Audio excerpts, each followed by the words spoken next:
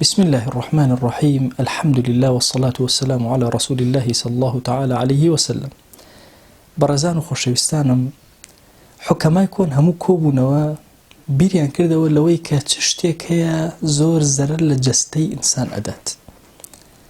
هەموویان کۆک بوون لەسەر ئەوەی کە ترس زۆر کاریگەری خراپ لەسەر حیاتی ئینساندان.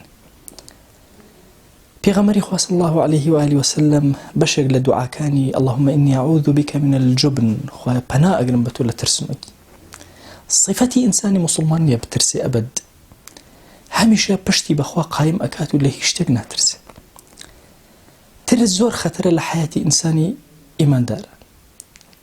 خەفەت کە ئێمە ئەڵێن خەفەت زۆ خراپە، خەفەت بەشێکی بچووکە لە ترس.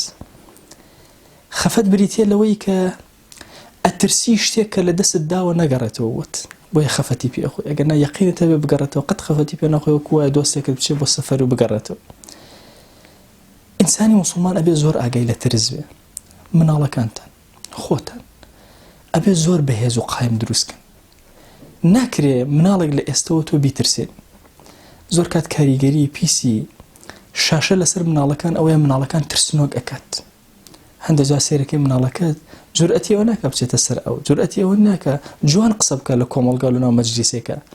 هۆکارەکەی بریتێ لەو شاشەیە کە تەئسیر لەسەر چاوەکانی، لەسەر زمانی، لەسەر بیرکردنەوەی فکری ئەکات. ئێمە ئیماندار ئومەتێکین قەت ترسمان نەزانی. لە کاتێکا کە خۆمان بوون لە هیچ شتێک نەترساوین، لە کاتی بەرەنگاربوونەوەشە زەڕەیەک ترس لە دڵ و قەلبی ئینسانی موسڵمانان نەبووە. ئێمە ئەمڕۆ عەزیزانم لە نێوان ئەنواع مواجهەی گەورە و کافران و بێدینان بە هەموو شێوازە کار لەسەر ئێمە ئەکەن. ئەبێ ئێمە ئیماندار زۆر بەهێز لە بەرامبەر هەموو مۆجەکانە بوەستین. هەموو ئازارەکانمان لەوە چێ سەرەتاکەی لە ترسێکەوە دەستی پێکردبێ. بۆیە پێویستە ئێمە ئیماندار زۆر بە وریایانە مامەڵەکەین لەگەڵ مەسەلەی ترسە. ڕۆحمان، دەروونمان زۆر بەهێز و کارامە و ئازابێ. لە هیچ شتێک نەترسی مادام خوا ئەنیسی تۆ و هاوڵی تۆ بێ. لە چی ئەترسی؟ ئەترسی لەوەی کە ڕۆژێک لە ڕۆژان خوای گەورە فەرامۆشت کە. مەترسە لەوەی مناڵەکەت ڕزقی نەبێ، مەترسە لەوەی ئەچیتە بازاڕ کاسبێکت نەجاحەت نەهێنێ. گومانی باش بەخوا بەرە، لەگەڵ خۆیان زۆر توند و بەهێز بە. لە هیچ شتێک مەترسە و هەنگاوەکانت بنێ. هەموو ئەوەی کە تۆ لێ ئەترسی بریتێ لە شتانێکی زۆر بچووکی وەهمی کە لەوە ئەچێ بەس دەست لەو ترسە بەربدەی بکەویتە ژیانێکی زۆر ئاسوودە و خۆش. کۆتا قسم لە خزمەتانە، داستانێک لە خزمەتانە باسەکەم. سێ کەس بە ڕێگایەکە ئەڕۆن و کەسێکیان ئەکەوێتە خوارەوە، شەوێکی تاریک کەوت و لە ڕێیەکی بچووک نازانن چی بکەن، نازانن چۆن قوتاریان بێ. ئەم کەسە ئەشکەوێتە خوارەوە دەزەکرێ بە دارێکەوە. هاوارەکانە ڕەفیقەکان لەسەر کورە فریام بکەون بۆ خاتری خوا، کەوتمەتە خوارەوە، کورە هەب بکەون پەپرورە بم. ئەوەی لەسەر وەڵن وەڵڵاهی یەکەم ناوبینم، تاریکە هیچ ناوی بەس گوێمە لە دەنگتە، دوم هیچمان پێ نییە فریادکەوین. ئەمی زۆر خەم و مەراقە خوا چۆن بگاتەوە سەر ڕێگەتوو لە باریکەکە، چۆن تیا بگاتەوە ئێوە تێپەڕێ، زۆر چۆتە خوارەوە.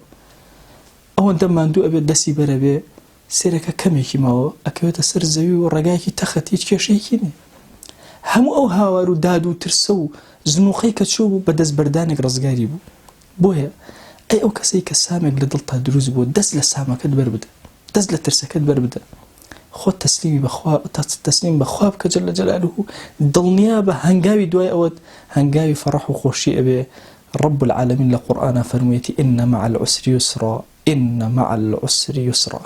خوایان ترس و دڵ و غەم و پەشارە، ترس و غەم و پەژارە لە دڵ و دەروونمانە مەهێڵەیە رب العالمین. دڵە ڕاوکێمان مەهێڵەیە ئەکرەم الئەکرەمین.